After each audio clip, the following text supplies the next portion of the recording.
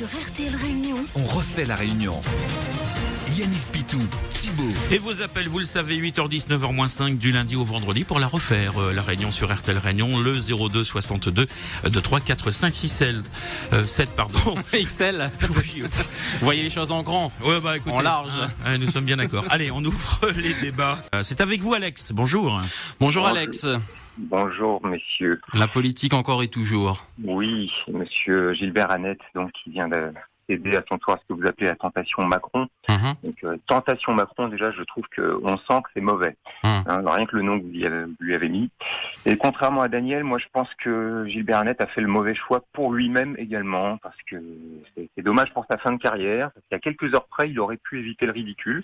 Alors, pourquoi le ridicule? Parce que depuis quelques heures, il y a une vidéo qui tourne sur le net, là, qui concerne les meetings de Macron. Et elle rencontre un très gros succès très rapidement. On était à 10 000 vues hier soir à 23h, 36 000 vues il y a 1 heure, 50 000 vues à cette heure-ci au moment où je vous parle. Donc en fait, c'est une vidéo qui va probablement faire des millions de vues. Son nom, c'est Rewind, l'ambiance des meetings Macron. Et le principe est simple. Donc vous cherchez l'ambiance des meetings Macron sur Internet, vous allez trouver cette vidéo. Le principe est simple, il y a un internaute qui s'est infiltré pour faire partie des équipes chargées de faire l'ambiance des meetings de Macron. Et donc on en découvre toutes les coulisses. On voit comment les organisateurs de ces meetings ont recours à toutes les techniques manipulatoires possibles pour faire croire que ces meetings sont des succès. Donc, on voit on a un groupe d'individus à qui on fournit drapeaux, slogans, etc. Ils reçoivent des messages en direct pendant le meeting de ce qu'il faut scander, donc Macron président, etc. Voilà, mais tout est synchronisé et on voit une foule donc groupée de groupies derrière Macron pour que les images de Macron fassent croire que l'ensemble de la salle est dans cette ambiance-là. Et puis les 3/4 de la salle autour, complètement neutre et indifférent en fait. Mais Alex, là vous dites que c'est un internaute qui l'a mis sur Internet. Effectivement, je vois aussi cette vidéo. Mais est-ce que ce n'est que chez Emmanuel Macron ou ça se passe finalement partout pareil? Alors, disons qu'on peut se dire en tout cas que toutes ces images, parce que c'est de l'image marketing, monsieur Macron, je veux faire un petit rappel, la vidéo de lancement de son mouvement En Marche, c'est une vidéo qui parlait des Français et de la France. On s'est aperçu, ça a été décrypté par une chaîne de télévision, que la totalité des images qu'elle contenait, cette vidéo, étaient des paysages venus du monde entier sauf de la France, et des personnes qui étaient du monde entier sauf de la France. Donc il y avait déjà supercherie sur la marchandise dès le départ. Ensuite, la surmédiatisation de l'individu doit appeler à quelques doutes. Je rappelle que le soir même de lancement de ce mouvement En Marche, le soir même, il y avait sur le JT de France 2 à 20h 22 minutes consacrées à Emmanuel Macron sur sa vie, son parcours, sa famille, etc. 22 minutes dans un JT, vous voyez ce que ça représente. Et au même moment sur TF1, il était l'invité du 20h, vous voyez. Ce mouvement qui avait encore 0 électeur et 0 élu, ce qui est toujours le cas aujourd'hui, bénéficiait déjà d'une exposition médiatique hors du commun. Mais alors, Alex, je peux faire l'avocat du diable dans ce cas-là et vous dire que Emmanuel Macron sait communiquer, en tout cas son équipe sait communiquer, et du coup ce serait positif dans ce cas-là, vous ne pensez pas? Alors, sait communiquer, en fait, bénéficie du soutien énorme de beaucoup de grands médias. Voilà. Mais pourquoi dans ce cas-là, selon vous? Parce que les grands médias sont détenus par une poignée de milliardaires qui veut que ce soit Macron le président de la République française. Et puis, il semble y avoir aussi un petit soutien de l'Élysée, qui a quand même apparemment organisé son déplacement au Liban il y a quelques jours. Et puis là, tout récemment, en Tunisie, en Algérie, Monsieur Macron est reçu comme s'il était le chef de l'État français. Il est en face du président algérien qui, lui, a le drapeau algérien derrière lui. Et Monsieur Macron, lui, il a le drapeau français derrière lui. Donc, il représente la France. C'est incroyable. C'est vrai que François Hollande ne s'est pas franchement exprimé sur ce débat. Il n'a pas voté pour la primaire. Et selon vous, il pourrait soutenir Emmanuel Macron, même en cachette, à ce point-là? En coulisses, ça semble être le cas. Voilà, voilà, j'en sais pas plus que vous, mais les images semblent témoigner qu'en fait, en réalité, il y a un soutien pour Macron. Une affaire à suivre. C'est probablement les consignes que M. Hollande a reçues, qu'il faut porter M. Macron au pouvoir, et c'est pour ça qu'on bousille la candidature de Fillon. Bon, ça, c'est un sujet, je soutiens pas Fillon, mais je sens bien un acharnement. On ne sait pas, en tout cas, on ne sait pas. Merci Alex pour cette intervention, on a compris le sens. On vous souhaite de passer une bonne journée. Allez voir cette vidéo. Merci, bonne journée, au revoir. Merci à vous, Alex. sur RTL Réunion, On refait la réunion. Yannick Pitou, Thibaut. Voilà mes amis, Certains prétendent aujourd'hui parler au nom du peuple. Mais ce ne sont que des ventriloques. Mais ce ne sont que des ventriloques.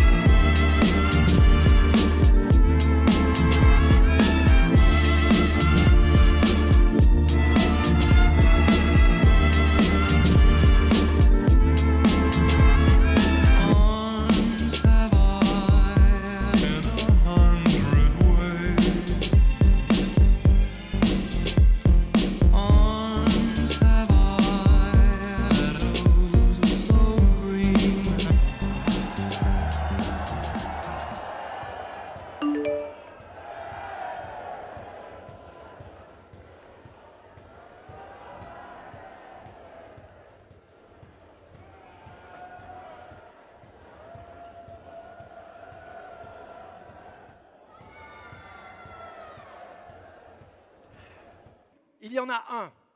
Il y en a un qui a été là le premier des Lyonnais. Et je voudrais que vous le saluiez. J'invite à me rejoindre notre maire, Gérard Collomb. Pour faire gagner Emmanuel Macron, pour qu'il soit demain notre président.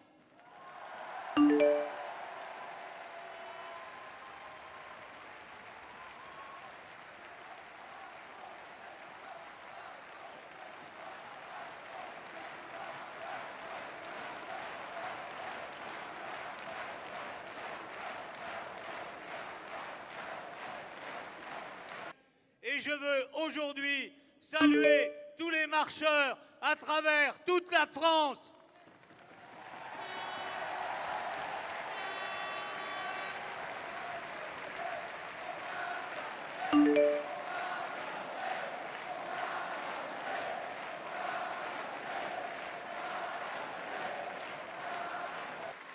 Oui, Emmanuel sera notre président. Il est en train de nous rejoindre. Et je vous demande à toutes et à tous de vous lever, de l'acclamer, car il faut que dans toute la France, de plus en plus fort, monte un même message: Macron président. Macron.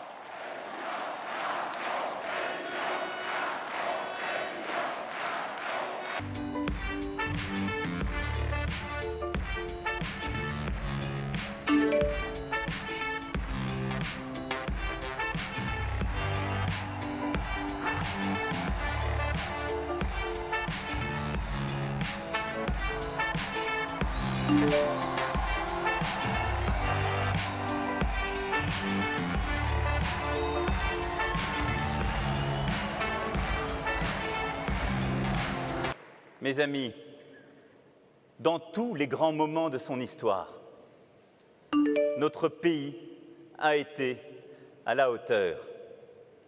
Dans tous ces grands moments, tous ceux dont l'évocation nous remplit de fierté,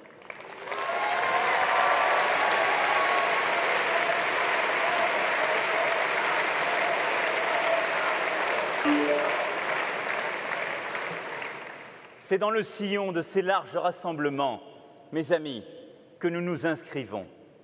La modernisation de l'État et la formation de nos jeunes.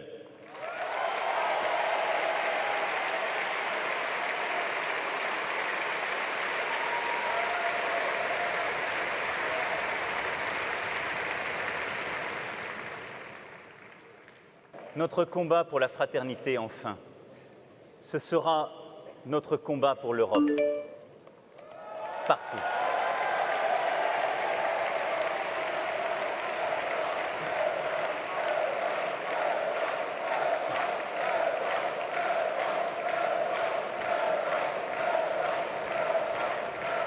La plupart des responsables politiques français sont souvent fidèles à l'Europe.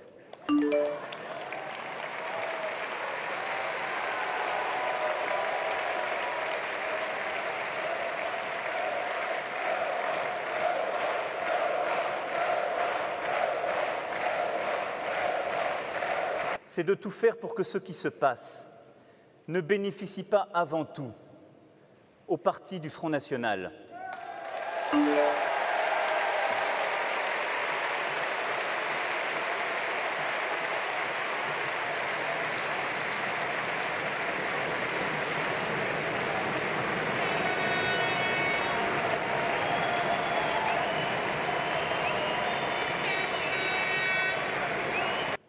Ils trahissent la fraternité, car ils détestent les visages qui ne leur ressemblent pas.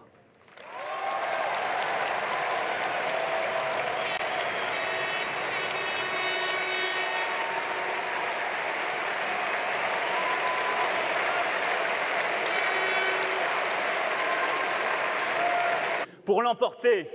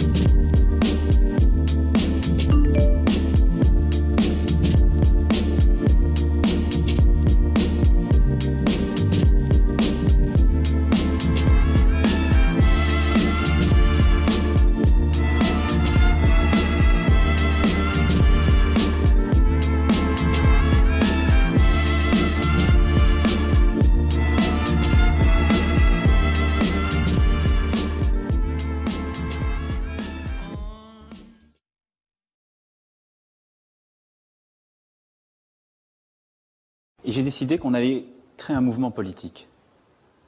Un mouvement politique nouveau. C'est un mouvement politique qui ne sera pas à droite, qui ne sera pas à gauche. Et je pense qu'on peut, par ce mouvement, refonder par le bas, de manière sincère, authentique, en vrai.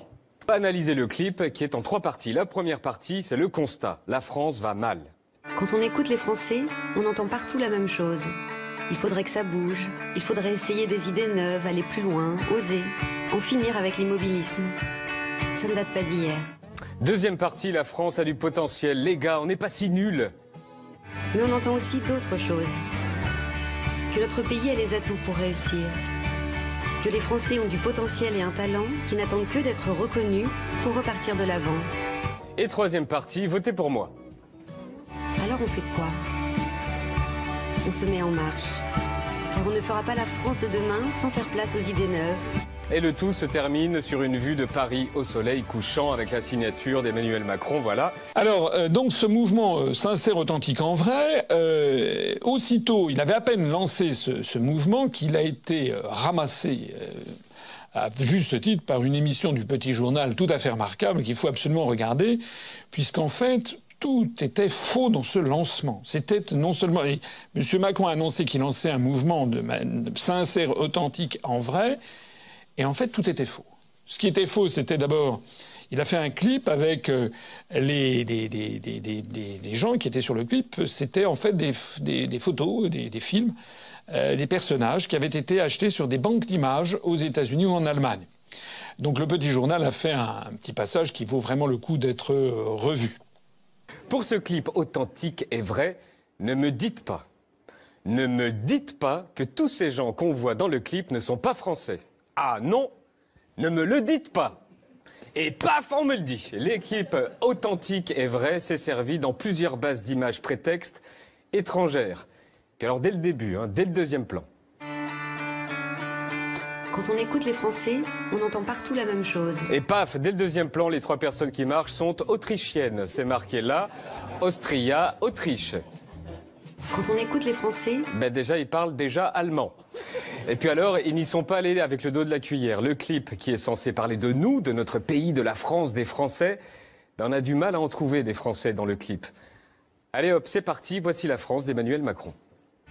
Que notre pays a les atouts pour réussir. Que les Français ont du potentiel et un talent qui n'attendent que d'être reconnus. Ben alors, elle est anglaise, la petite fille qui dessine est texane et le chef de travaux est américain. La suite... Ces 2 jeunes Français qui se baladent dans le 18e arrondissement sont en fait 2 Berlinois qui se baladent devant le mur de Berlin. Ce cliché du jeune de banlieue à capuche est en fait un Américain qui habite à New York et on le retrouve dans un clip de Raga quand je vous dis qu'ils y sont tombés en plein dedans. Pas la France de demain sans faire place aux idées neuves, sans audace, sans esprit d'invention. Effectivement, on ne fera pas la France de demain avec ce prof car il est aux États-Unis et il apparaît même dans une pub américaine. On s'est aperçu aussi qu'ils avaient voulu gommer les preuves qu'il s'agissait d'images étrangères. Regardez cette image dans une école. Si on zoome en haut à droite, dans le clip de Macron, il est marqué « Rentrée 6e ». On a retrouvé l'image. Ça se passe dans une école de Washington aux États-Unis. Et si on zoome, ils ont carrément pris du temps pour photoshopper le panneau. Car sur l'original, c'est écrit en anglais forcément « Be a star ». Et ce qui devait arriver, arriva. On va faire un jeu. Concentrez-vous. Regardez bien cette séquence de Français comme vous, comme moi. C'est Français que veut Macron. On ne fera pas la France de demain sans faire place à une génération nouvelle, combative, entreprenante, audacieuse et belle. Bien retenu? Et maintenant, voici un clip du candidat américain Bernie Sanders. Provide living wages for working people. Ensure equal pay for women. I'm Bernie Sanders. I approve this message. Vous avez vu? Une même personne qui se retrouve dans un même clip politique aux États-Unis et en France. Bon, après la diffusion de son clip, sincère, authentique et vrai, retour sur scène avec Emmanuel Macron sous les applaudissements des spectateurs qui n'y ont vu que du feu. Ce sera un nouveau mouvement politique. Je ne sais pas si ça va réussir. Ben avec tous ces Américains, si ça réussit pas quand même... Dans ce clip, il y a des phrases assez extraordinaires qu'il faut s'arrêter, parce que évidemment le clip, il est fait par une agence de communication. Ça veut dire au passage qu'il y a beaucoup d'argent. Moi, je ne sais pas d'ailleurs comment M. Macron fait pour avoir de l'argent pour se payer un clip fait par une association professionnelle qui achète au prix fort des images sur des banques d'images. Je ne sais pas comment il fait. Je ne sais pas d'ailleurs comment il fait non plus pour s'accommoder de ça avec les règles sur les financements des partis politiques. Bon. En attendant, on a appris au passage que ce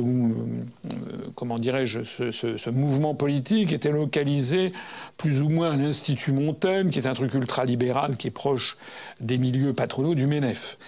Mais ce qui est intéressant, c'est que dans le clip, il est dit très exactement ceci. Il faut s'intéresser aux phrases. Il est dit dans le clip, il y a une voix de femme comme ça en off, une voix assez chaude. Quand on écoute les Français, on entend partout la même chose. Il faudrait que ça bouge. Il faudrait essayer des idées neuves, aller plus loin, oser, en finir avec l'immobilisme. Ça ne date pas d'hier. Mais on entend aussi d'autres choses, que notre pays a les atouts pour réussir, que les Français ont du potentiel et un talent, qui n'attendent que d'être reconnus pour partir de l'avant. Les Français ont un talent qui n'attendent que d'être reconnus pour repartir de l'avant. Ça veut dire quoi concrètement? Ça veut rien dire. On va dire aux chômeurs, ben voilà, nous avons la solution au chômage en France, c'est que vous n'attendez que d'être reconnus pour aller de l'avant. Ça vous fait une belle jambe. Et le clip se poursuit en disant, alors on fait quoi? On se met en marche. On ne fera pas la France de demain sans faire place aux idées neuves. On ne fera pas la France de demain sans faire place à une génération nouvelle, combative, entreprenante, audacieuse et belle. Alors là, on a affaire, bien alors très très exactement, à la politique aérienne, la pire qui soit, la manipulation de l'opinion, la manipulation des cerveaux. Quand vous voyez ce clip, vous êtes sous une espèce d'hypnose. C'est fait pour. Mais si vous avez comme un précipité, c'est comme quand vous faites passer un café, ben après, qu'est-ce que vous avez dans la tasse? Et là, vous avez vraiment du jus de chaussette. C'est pour ça qu'il veut sans doute commencer par le bas.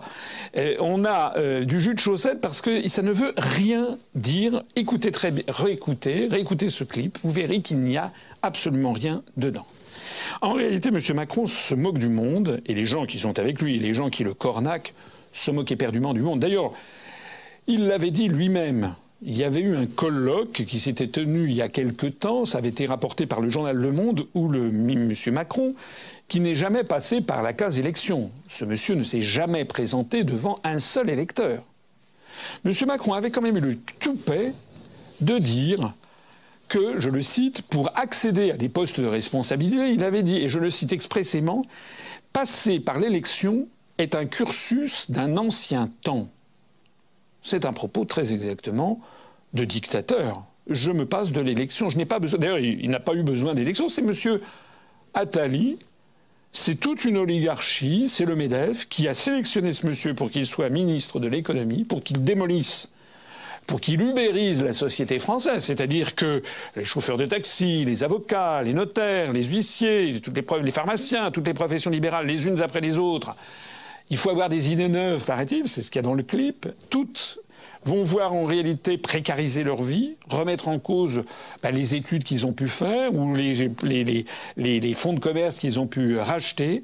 Tout ça pour avoir une jungle où dans la France de demain, si on suit ces gens-là, sera quelque chose d'épouvantable où c'est normal que quand on est jeune, on doit se battre un petit peu pour faire sa place au soleil, on doit faire des études, ou si on ne fait pas d'études, on essaie de s'installer à son compte, c'est normal. Et je suis pour une certaine compétition dans la vie, mais il y a quand même des limites. La loi actuellement dite El Khomri, mais pourquoi elle s'appelle la loi El Khomri? Elle pourrait tout à fait s'appeler la loi Macron. C'est exactement le même programme. C'est le programme de la Commission européenne et des traités européens. La loi Macron-El Khomri, vous avez vu comment les médias systématiquement mettent de côté. Monsieur Macron le protège. Madame El Khomri sert en fait non seulement de lampiste, mais de paratonnerre pour que les peuples français ne se rendent pas compte que c'est le projet Macron qui est derrière la loi El Khomri. La loi El Khomri, c'est-à-dire la loi Macron, c'est-à-dire le démantèlement de toutes les protections au travail, c'est ça que veulent ces gens-là, c'est-à-dire un monde où, quand vous aurez 30 ans, 35 ans, 40 ans, 45 ans, 50 ans, 55 ans, vous n'ayez plus de jamais de contrat à durée indéterminée. Que vous soyez toujours comme l'oiseau sur la branche qui peut être viré du jour au lendemain parce que vous ne rapportez plus assez. Voilà la loi, voilà ce qu'on présente sous l'emballage Macron. D'ailleurs, M. Macron nous a même expliqué Il a eu un autre culot, il a osé dire le libéralisme est une valeur de gauche. Fermez le banc. En fait, c'est une gigantesque escroquerie, cette affaire Macron. D'ailleurs, les sondages disent, voilà, paraît-il que les Français, il y aurait 34% des gens qui sur l'air des lampions, on veut Macron. Écoutez, moi, je ne sais pas ce qu'il en est des gens qui m'écoutent, mais moi, je parle autour de moi, j'ai des amis, figurez-vous, j'ai de la famille, j'ai des amis, j'ai des relations professionnelles. Je n'ai jamais vu une seule personne qui me dise, moi, j'en pince pour Macron. Enfin, c'est pas vrai, jamais. Absolument jamais. Quand on va dans la France profonde, les gens savent à peine qui c'est d'ailleurs. Et les gens qui savent qui c'est, en général, poussent des cris d'orfraie en disant que ce type, c'est un type qui n'est absolument pas de gauche. Ça, c'est les gens de gauche qui disent ça. Il y a des gens de droite qui disent, oui, ce type, pourquoi il est à gauche? En fait, il devrait être à droite. Enfin bon, mais tout le monde sait bien que c'est un technocrate qui a été parachuté par la volonté de Jacques Attali et de l'oligarchie et du MEDEF. Et puis c'est tout. Mais personne n'a envie de voter pour ce type-là. D'où sortent les sondages qui nous donnent, je sais pas, 34%. Bientôt, il va faire partie des personnes les plus influentes du monde, selon le magazine Time. Au train où ça va, au train où on échange, je crois qu'on peut le prévoir. En fait, on a affaire à une subversion totale du sens. Je le signale d'ailleurs parce que, comme disaient les anciens Romains, asinus asinum fricat, c'est-à-dire l'âne frotte l'âne, c'est-à-dire que en fait, ça veut dire les ânes se rassemblent. En fait, qui se ressemblent s'assemblent, on dit en français. Eh bien, figurez-vous que ces jours-ci, on a vu arriver un revenant, un grec, qui s'appelle Monsieur Varoufakis. Vous savez, Monsieur Varoufakis, c'était ce ministre des Finances Syriza qui avait passé un grand nombre d'années d'ailleurs à l'université d'Austin dans le Texas, qui était donc proche des autorités texanes. Paraît-il que c'était un type de la gauche radicale. Vous vous rappelez comment on avait expliqué au peuple d'Europe qu'on allait voir ce qu'on allait voir. Syriza, les gens faisaient semblant d'être transis de peur. Syriza avait été ultra promu dans tous les grands médias. Il y a quelque chose qui est très simple, hein, je l'ai déjà dit 50 fois.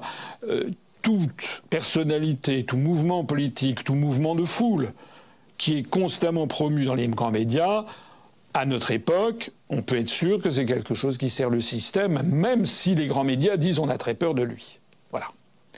Donc M. Varoufakis avait été ministre des Finances du gouvernement Syriza avec M. Tsipras, rappelez-vous. Bon. Et puis nous l'avions annoncé dès le mois de janvier 2015. Je m'étais fait insulter par un certain nombre de personnes quand j'avais dit que Syriza était un leurre. Syriza était bien un leurre. On a vu ça au mois de juin 2015. Alors Varoufakis, entre-temps, avait pris un petit peu la poudre d'escampette. Il doit donner quelques cours par-ci par-là. Et puis on l'a revu arriver à l'automne en disant qu'il était pour un plan B.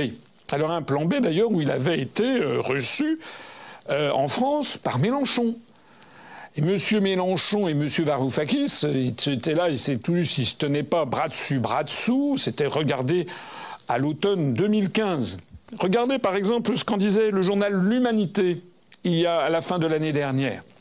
Bref, Mélenchon, Varoufakis filent le grand amour pour le plan B, une Europe, enfin cette fameuse autre Europe, vous savez, comme l'Arlésienne européenne, l'autre Europe on allait voir ce que l'on allait voir.